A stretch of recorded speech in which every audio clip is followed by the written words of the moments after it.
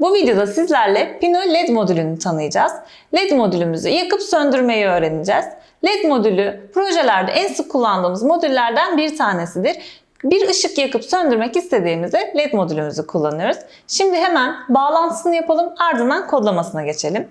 Öncelikle gerekli malzemelere bakacak olursak, Pino kontrol kartımız, LED modülümüz, bağlantı kablomuz, Pino kontrol kartı bilgisayara bağlarken kullanacağımız USB kablomuz ve Pino kontrol kartımızı bilgisayardan bağımsız çalıştırmak istersek kullanacağımız 9 volt pilimiz ve pil şapkamız yanımızda. Şimdi hemen LED modülümüzün bağlantısına geçelim. Bağlantı kablomu alıyorum ve bir ucunu LED modülüne, diğer ucunu ise Pino üzerindeki kapılardan istediğim bir kapıya bağlayacağım. Bu kapı seçimini yaparken LED modülümüz dijital bir çıkış verdiği için dijital bölümlere takmamız gerekiyor. Ben hemen dijital 3 kapısına takıyorum. Bu da 2 numaralı kapıya denk geliyor. Hemen kapıların yanındaki D yazılı numaralara bakarak bağlantınızı kolaylıkla gerçekleştirebilirsiniz. Şimdi USB kablomu elime alıyorum ve Pino kontrol kartımı bilgisayara bağlayacağım.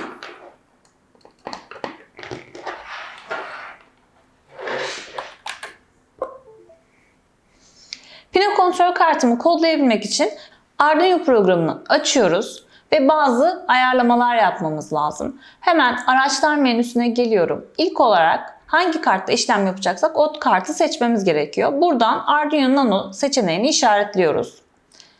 İşlemcide doğru işlemciyi seçtiğimizden emin oluyoruz ve ardından port üzerinden bir bağlantı yapmamız gerekiyor. Portunuzu bağlamadıysanız çıkan port değerini tutup seçmeniz gerekiyor, doğru portu bulup. Şu an benim bağlantım ve diğer ayarlamalarım hazır. Artık kodlarımı yazmaya başlayabilirim. Aralardaki açıklama satırlarını siliyorum. Kodlarımız bize karışık görünmesin. Zaten açıklama satırlarında ne demek istediğini ben size anlatacağım. Programda bizi setup ve loop olmak üzere iki kısım karşılıyor.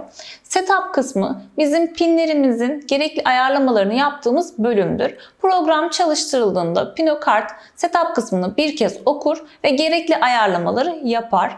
Burada hangi pinlerin giriş, hangi pinlerin çıkış olduğunu belirtmemiz gerekiyor.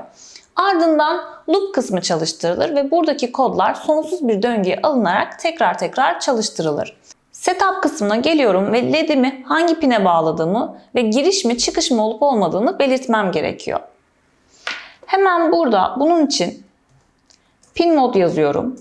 M harfi büyük olacak ve parantez açıyorum. LED modülümü 3 numaralı dijitale bağladığım için buradaki pin numarasını giriyorum. 3 olarak yazdım ve bir virgül bırakıyorum. Ardından giriş pini mi yoksa çıkış pini mi bunu yazmam lazım. Pino'dan aldığı bilgiyle LED'im yanıp söneceği için, yani Pino'dan bir bilgi, enerji gideceği için bu bir çıkış pini. Bu nedenle output diyorum ve parantezimi kapatıyorum. Sonuna da noktalı virgül koymayı unutmuyorum. Şimdi artık LED'ime ne yaptırmak istiyorsam onu loop kısmına yazmaya geldi sıra. Loop kısmına geldim. Dijital bir modül olduğu için dijital diyorum. Dijital write diyorum. Ve parantezimi açıyorum. Hangi pine ne işlemi yaptıracağım? 3 numaralı pine enerji yollayacağım. Bunun için high yazıyorum. Ve parantezimi kapatıp sonuna noktalı virgül koyuyorum. Şimdi hemen bir yükleme işlemi yapalım. Programı kaydetmemizi istiyor.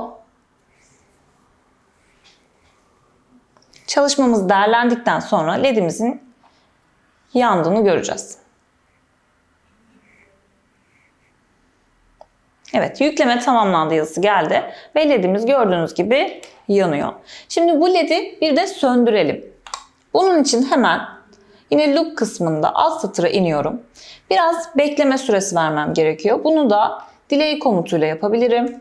Delay yazıp parantez açıyorum ve içerisine 500 yazıp parantezi kapatıp noktalı virgül koyuyorum. Burada milisaniye cinsinden bir bekleme süresi verildiği için 500 yazdığımızda yarım saniye kadar bir bekleme verecek. Şimdi hemen yine alt satıra indim. Digital write yazıyorum. Parantezimi açıyorum. 3 numaralı dijital pindeki ledimi bu sefer düşük yap diyeceğim. Low yazdım bunun için. Parantezi kapatıp noktalı virgülümü koyuyorum.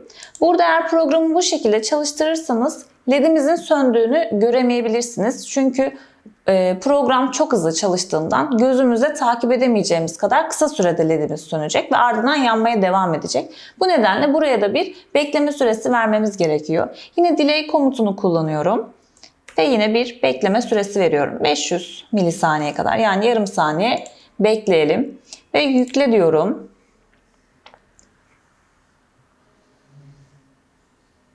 Yükleme tamamlandı yazısı geldi. Evet, ledim yarım saniye aralıklarla yanıp sönüyor. Yakmak için high, söndürmek için low komutunu kullanıyoruz. Şimdi bir de değişken oluşturarak aynı işlemi yapalım. Burada da şu an led yakmak için çok gerekli değil ama birden fazla led yaktığınızda ya da karmaşık programlar kullandığınızda her bir sensör veya modülünüze isim verebilirsiniz. Bu sizi pinleri aklınızda tutma zorluğundan kurtaracaktır. Hemen setup kısmının üstüne geliyorum ve integer veri tipinde bir değişken ismi oluşturuyorum. Led diyelim. Kırmızı led de diyebilirsiniz. Türkçe karakter kullanmamaya özen gösterin. Eşittir diyorum. Hangi dijital pine bağlı ledimiz? 3 numaralı dijital pine ve sonuna da noktalı virgül koyuyorum. Şimdi artık 3 yazan her yere led yazabilirim. Şöyle led yazalım. Tekrar bir yükleme işlemi yapalım. Herhangi bir hata çıkmayacaktır. Yükleme tamamlandı. Evet, ledimiz hala yanıp sönüyor. Şimdi hemen USB kabloyu çıkartıyorum. Ve uygulamamızı pil yardımıyla çalıştırmak istiyorum. Pil şapkamı ve pilimi birleştirdim. Pino kontrol kartı üzerindeki güç girişinden pilimi takıyorum ve on-off kısmını on kısmına getiriyorum. Gördüğünüz gibi kolay bir şekilde ledimizi yakıp söndürebildik. Sizler de bu uygulamayı yapabilirsiniz. Hatta birden fazla ledi sırasıyla yakıp söndürdüğünüz uygulamalarda yapın ve bu videoları bizimle sosyal medya üzerinden paylaşın. Hepinize iyi çalışmalar diliyorum.